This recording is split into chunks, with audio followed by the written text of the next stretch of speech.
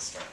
So obviously the first intuitive part, as you mentioned, you say, hi, I'm, Cupad's a great example. Hi, I'm Travis. I'm calling on behalf of Cupad. We are a coffee cup provider. We offer coffee cups. So you're saying who you are, what you're representing, and very succinctly what you do. And that way they know, you're not sitting here kind of beating around the bush, or trying to engage with them without them really knowing who you are. It just helps set the precedent of the discussion right then and there. That this is who you are and this is what you're doing.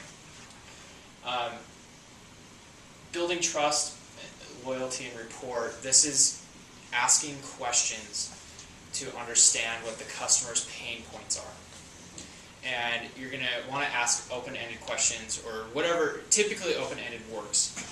Most of the time you can ask, you can formulate what questions you think you're going to ask. And this is one thing to keep in mind. This is an iterative process. This is just the outline. What specifically you use in every single part is specific to whatever you're selling, whatever you're doing, and it will change over time. So just keep in mind of that these are subject to change. But one thing that Cupad can say is, we offer coffee. We're a provider of coffee cups. Do you know how often you order your coffee? Do you mind if I ask you a few questions? You want to be personable and lighthearted a little bit. Mind if I ask you a few questions? Yeah, no problem. How often do you order coffee cups? How much do you pay for your coffee cups? Sounds like how much do you order whenever you do place an order? These things you're gaining an understanding of where the customer is at. If a guy doesn't order coffee cups very frequently and he orders small quantities, your offer is going to sound different than the guy who orders a lot very quickly. So you're understanding who you're talking to. That way you can tailor your offer a little bit better. And the features that you're going to use, I'm going to get, when you're presenting the offer, I'll get to this in a second. That's why this document's important, because you already have a game plan right in front of you of what you can cherry pick to use. So ask open questions and then listen. Let the customer engage with you. This is why open questions helps, because people will often tell you more when you ask an open question than maybe asking 4 or 5 questions with yes or no answers, or with really 2 or 3 word answers. And people really like talking. Clearly, I'm up here giving a training because I like talking. Because you're getting the customer to talk and they're sharing about something they're passionate about, that they're doing a lot, then you'll gain a lot. So you really need to be listening. And part of that listening, and why that's important, sometimes taking notes helps, is because you're looking for triggers. And the trigger is going to be, sometimes people will say explicitly what their pain point is. Like I really hate paying all that much money for cups, and I wish that, it's just really hard, but that's the only thing I can do because I'm in Seattle and there's only 3 providers of cups, and blah, blah, blah. Great. That guy's totally giving you everything you need to. He's essentially just giving you a silver platter to make your offer, and make an offer that's going to be, met with very little resistance.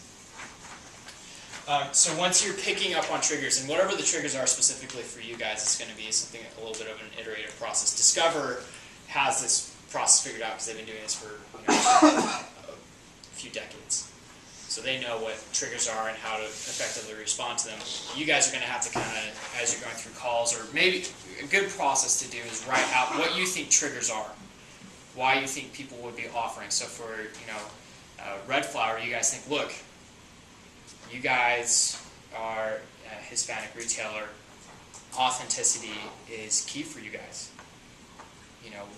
We're authentic, and these are the points that make us authentic, right? So that's a trigger. Or if they're talking about, oh yeah, I offer Jamaica or Horchata, and it's not, it's all right, it doesn't taste very good. Or, a question you guys ask, do you guys get any feedback about your Spanish teas? Yeah, we do. We talk.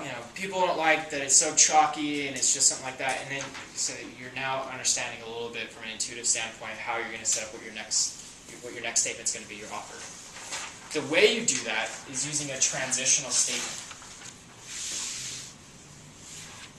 And a transitional statement incorporates what you've picked up in the triggers. So with red flags, like, it sounds like you get a lot of feedback. It sounds like a lot of your customers are really huge on having authentic Hispanic drinks. So that's a transitional statement. I would recommend trying one of our drinks. Our drinks cost this much, requires this much shelf space. It's authentic on these points, versus, and oh, by the way, and so you make your offer. You're then going to close, and that's gaining a commitment.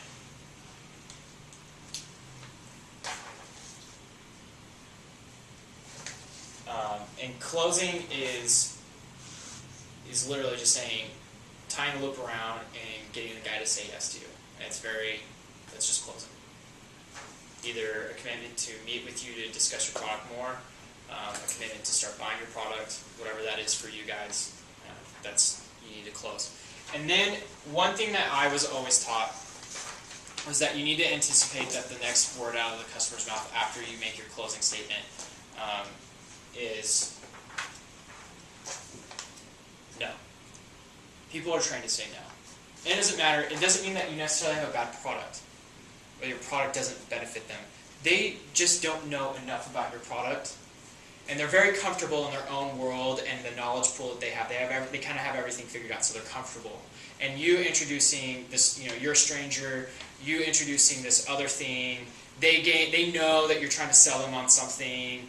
They're just immediately have resistance to it. It's this normal psychology.